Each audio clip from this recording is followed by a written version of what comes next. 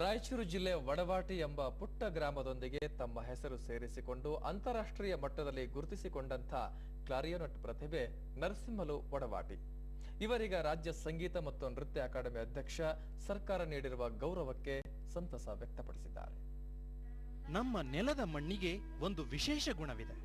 ಅದು ಅನ್ಯ ದೇಶಿತ್ವಕ್ಕೂ ಸ್ವದೇಶದ ದೀಕ್ಷೆ ಕೊಟ್ಟು ಅದನ್ನು ಈ ನೆಲಕ್ಕೂ ಸಹಜವಾಗಿಸುವ ಗುಣ. ವೈಲಿನ್, ಸ್ಯಾಕ್ಸೋಫೋನ್, ಕ್ಲಾರಿಯೋನೆಟ್ ಹೀಗೆ ಹಲವು ವಾದ್ಯಗಳು ಈ ಮಾತಿಗೆ ಸಾಕ್ಷಿಯಾಗ್ತವೆ.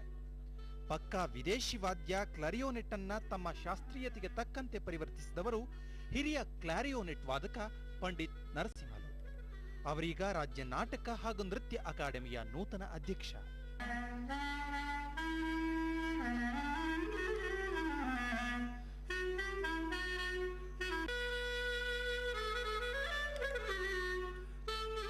ರಾಯಚೂರು ಜಿಲ್ಲೆಯ ಕಲಾವಿದ ಕುಟುಂಬದಲ್ಲಿ ವಡವಾಟಿ ಜನನ. ತಾತ ಶಹನಾಯಿ ವಾದಕ, ತಂದೆ ತಬಲಾ ಕಲಾವಿದ.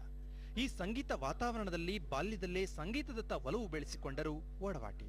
ಸಂತೋಷ ಯಾಕಾಗ್ತದಂದ್ರೆ ಇಡೀ ಹೈದರಾಬಾದ್ ಕರ್ನಾಟಕವನ್ನು ಗುರುತಿಸಿ ಇವತ್ತು ನಮ್ಮ ಸರ್ಕಾರ ಇದಕ್ಕೆ ಆದ್ಯತೆ ನೀಡಿದೆ. ಮೊಟ್ಟ ಮೊದಲನೇದಾಗಿ ನಾನೊಬ್ಬ ಕಲಾವಿದನಾಗಿ ನಾನು ಹೃತ್ಪೂರ್ವಕ ಧನ್ಯವಾದಗಳನ್ನು ಸರ್ಕಾರಕ್ಕೆ ಸಲ್ಲಿಸುತ್ತೇನೆ. ತಮ್ಮ ಕ್ಲಾರಿಯೋನೆಟ್ ವಾದನದ ಮೂಲಕ ರಾಷ್ಟ್ರ ಅಂತಾರಾಷ್ಟ್ರೀಯ ಮಟ್ಟದಲ್ಲಿ ಗುರುತಿಸಿಕೊಂಡಿದ್ದಾರೆ ನರಸಿಂಹಲು. ಅಷ್ಟೇ ಅಲ್ಲ, 2 ಸಂಗೀತ ಶಾಲೆಗಳನ್ನು ತೆರೆದಿದ್ದಾರೆ. ಅನಿರೀಕ್ಷಿತ ಬಂದಿದ್ದು ಭಗವಂತನ ವರ ಅಂತ. ನಿರೀಕ್ಷೆ ಮಾಡಿದ್ದು ನಮಗೆ ಆಗ್ಬೋದು ಬಿಡ್ಬೋದು, ಆದ್ರೆ ಅನಿರೀಕ್ಷಿತ ಬಂದಿದ್ದು ಆ ಭಗವಂತನ ವರ ಅಂತ ಅನ್ನೋದು ನಾನು ಕೇಳಿದ್ದೆ. ಕರ್ನಾಟಕ ಕಲಾ ತಿಲಕ, ಸುರಮಣಿ ಸಹಿತ ಹಲವು ಪ್ರಶಸ್ತಿ ಪುರಸ್ಕಾರಗಳು ಡಾಕ್ಟರ್ ನರಸಿಂಹಲು ಅವರಿಗೆ ಸಂದಿವೆ.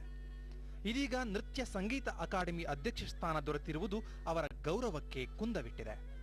ಇವರ ಅಧ್ಯಕ್ಷತೆಯಲ್ಲಿ ಅಕಾಡೆಮಿ ಸೃಜನಶೀಲ ಹೆಜ್ಜೆಗಳನ್ನಿಡಲಿ ಎನ್ನುವುದು ನಮ್ಮ ಆಶಯ. ಬಿಎಂ ಜಗದೀಶ್, ಸುವರ್ಣ ನ್ಯೂಸ್, ರಾಯಚೂರು.